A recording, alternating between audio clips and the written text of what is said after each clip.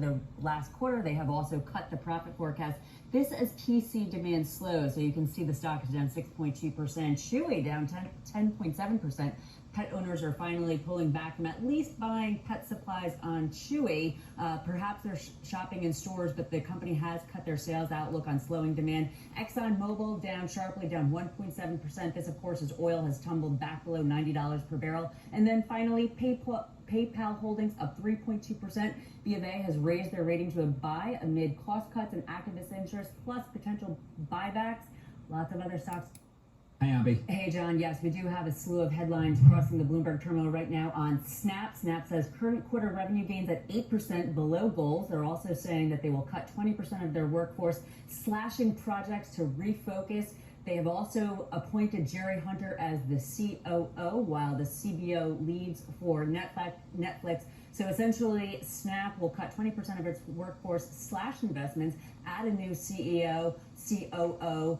The stock is absolutely tumbling on this. And of course, John, the backdrop on this is a weak ad backdrop, ad revenue spending. Pullback in spending from advertisers on its platform has crippled Snap's sales growth this year, again, causing this company to slash roughly 1,300 jobs of the 6,500 and bring its sales outlook down to 8% from 13%. The stock is tumbling on top of a greater than 70% loss into today on the year. Cutting 20% of the workforce, that's absolutely brutal. Abby, your read on this. We've talked about this company so many times this year. Industry problem or company execution problem?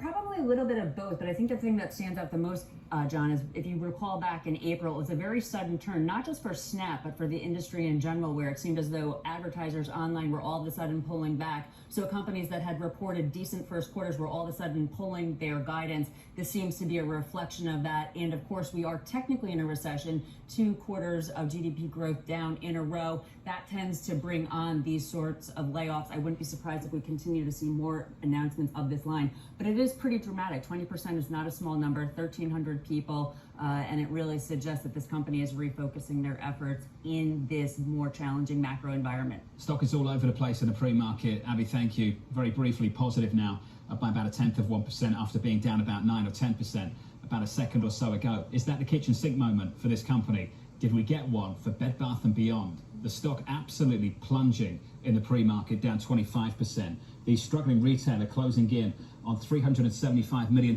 in new financing as it shuts 150 stores, slashes its workforce. The interim CEO saying the following: "We are working swiftly and diligently to strengthen our liquidity and secure our path for the future." Taylor Riggs has more. Hey, Taylor. And John, when you take a look at that share price, that's actually been a consistent story, unlike Snap, when you think about some of the movements in pre-market. Let's go through some of the sort of details of that plan, the strategic update that we were waiting for, that you really highlighted, of course, in the introduction. Some of the key headlines: exiting a third of sort of the owned brands, cutting jobs, closing down stores, eliminating the COO, the chief store officer roles, and of course, continuing to look at strategies for the Bye Bye Baby brand. The board there, of course, saying that it still continues to deliver great value as part of that company, but we'd heard talks about maybe a spinoff there.